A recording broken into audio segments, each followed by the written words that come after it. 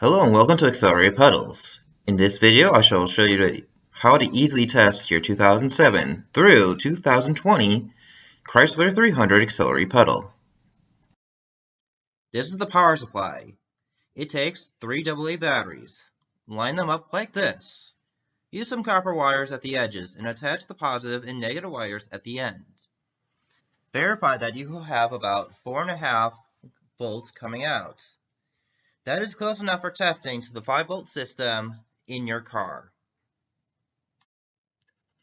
The multimeter will be set at 20 volts just like this. Then the positive from the battery and the multimeter will connect up to this first pin just like in the image.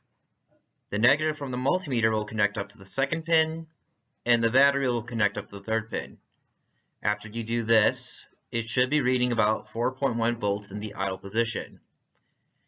As you begin to press in the pedal, it should stop at about 0.4 volts. During these tests, you should be looking for spikes and glitches or any other irregularities during the test. The multimeter should still be set at 20 volts just like this.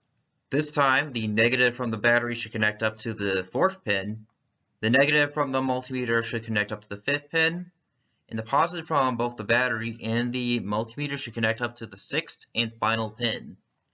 After doing that, in its idle position, it should be reading 4.3 volts. And as you press down on the pedal, it should stop at 2.4 volts.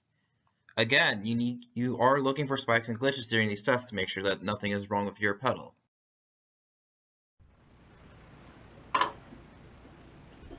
So in this example, you can see that we are pressing down on it slowly and letting it rise up. And it looks like that this is not having any problems. It doesn't have any glitches or spikes.